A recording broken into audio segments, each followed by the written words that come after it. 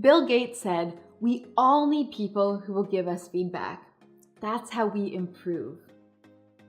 Because receiving both positive and negative feedback is essential to everyone's growth, being an effective manager requires knowing how to give feedback effectively. Giving positive feedback is easier, so in this video, I want to share how to give negative feedback effectively. I'll share 3 concrete steps and some general tips to guide you through those sometimes challenging conversations. Coming up.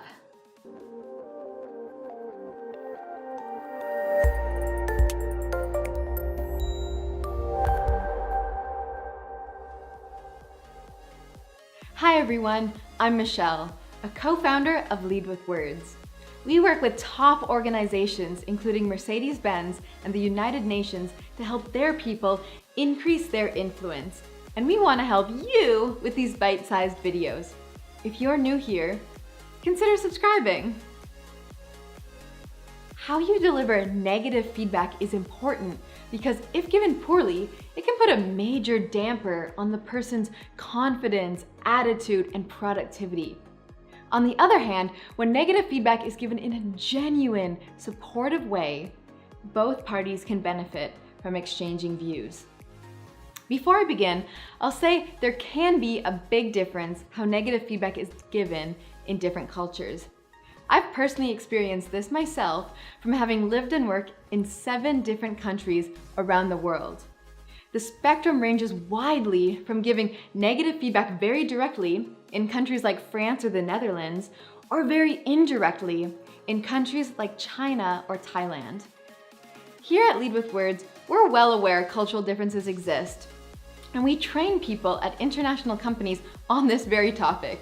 We'll cover more on doing business in a cross-cultural environment in a future video. In this video, I'll focus on how to give negative feedback effectively in an international setting where various cultures are involved.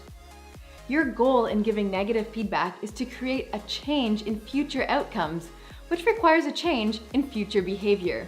It's not to make the person feel bad or raise the topic so you can simply check it off your list and say you did your job. Let's dive right into the 3 key steps of effective negative feedback.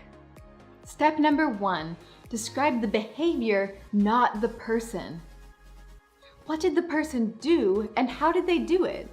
It's not about who they are, but about what they did. Avoid pointing to attitudes or motives and give the person the benefit of the doubt. Simply put, stay objective with facts, not assumptions. Step number 2, share the outcome. What resulted from their behavior and how did it impact the team and company? As we covered in another video, put your strongest points first.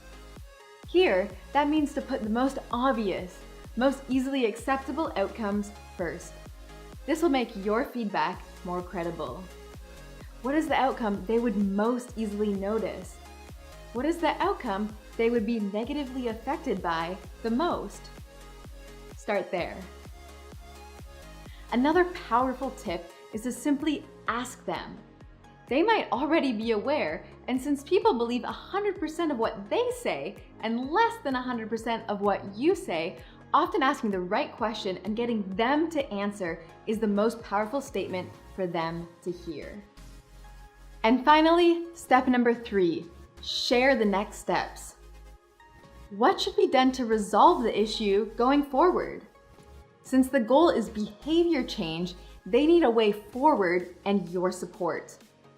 Let them know how they can avoid a negative outcome and achieve a positive outcome in the future, and offer to help. Your support, whether it's additional resources, more feedback, or just being available, will greatly increase the chance of a positive outcome next time. Also, your involvement will stand as a form of accountability and motivation. Let's look at an example.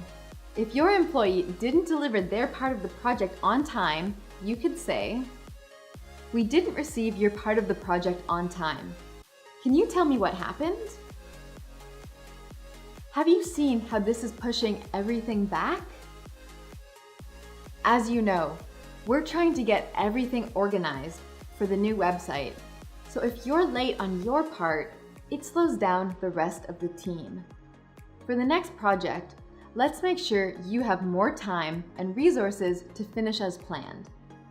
Going forward, schedule your work with 2 to 3 days more buffer time to make sure you're not overloaded towards the end. How can I support to ensure a smooth handover for the next project? In any situation, you want to remember the 3 steps of behavior, outcome, next steps. To take your feedback to the next level, consider the following quick tips. Describe behaviors the person can control. Focus on potential future improvements rather than dwelling on past errors. Address 1 to 2 issues per conversation. Follow up on the feedback you gave, and finally, keep it private and make it timely. Giving effective negative feedback as a manager can be difficult, especially when you're dealing with a situation you've never faced before. Just remember the 3 key components. Give it wisely and carefully, and you'll see more positive outcomes. Thanks for watching. If you found value in this video, don't forget to share with your friends and colleagues and subscribe for more content just like this. And we'll see you in the next video.